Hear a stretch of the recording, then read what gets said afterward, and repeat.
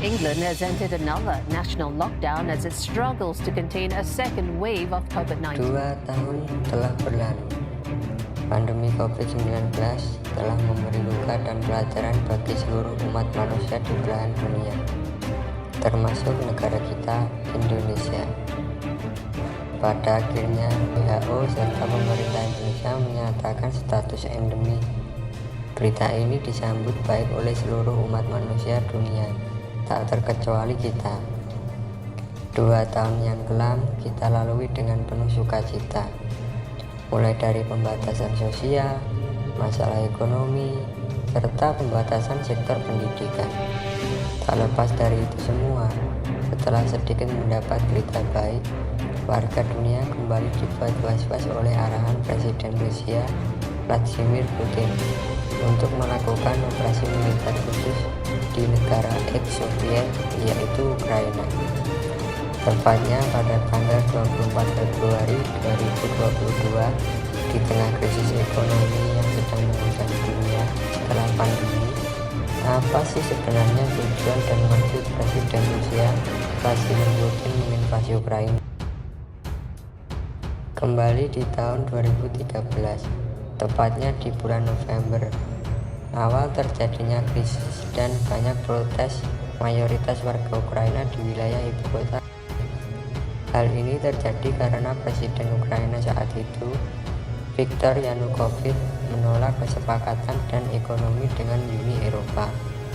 Kejadian ini dimanfaatkan oleh Presiden Rusia Vladimir Putin. Tepatnya pada tahun 2014, militer Rusia diperintahkan untuk mengambil wilayah Crimea yang saat itu masih menjadi bagian negara Ukraina. Presiden Rusia Vladimir Putin menjelaskan perlunya perlindungan hak warga negara Rusia serta penuturan bahasa di Crimea dan gerakan separatis yang mendukung Rusia di wilayah Donetsk dan Luhansk. Gerakan ini ingin melakukan deklarasi kemerdekaan dari negara Ukraina. Puncaknya di tahun 2019 setelah lengsernya Presiden Viktor Yanukovych dan digantikan oleh mantan aktor dan komedian Ukraina, yaitu Vladimir Zelensky, yang terpilih sebagai Presiden Ukraina meskipun ia seorang pemula di politik.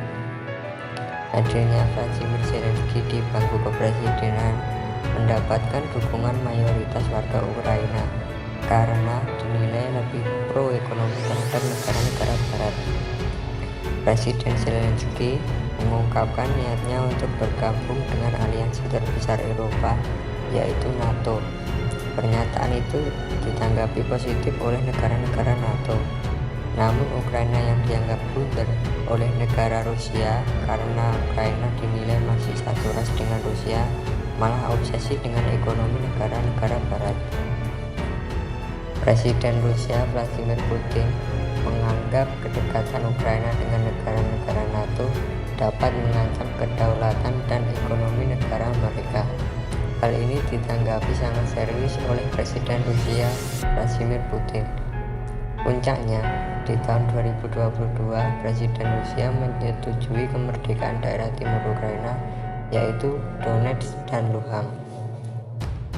Hal ini yang menjadikan pemicu semakin buruk hubungan antara Ukraina dan Rusia.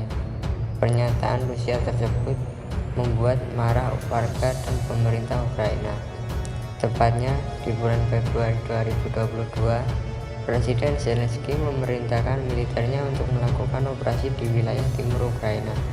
Maksud dari operasi militer ini adalah untuk menolak kemerdekaan Donetsk dan Luhansk yang masih dianggap bagian dari wilayah Ukraina.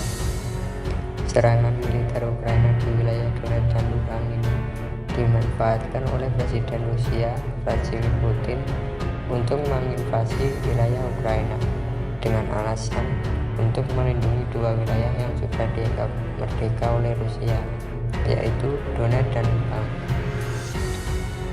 Lebih dari 100 hari perang terjadi di negara Ukraina. Ribuan manusia tewas, ribuan manusia terluka. Konflik ini seakan memberi pelajaran untuk negara kita bahwa politik luar negeri dan kekuatan militer negara adalah hal yang sangat penting. Siapkah kita menjaga kedaulatan negara ini?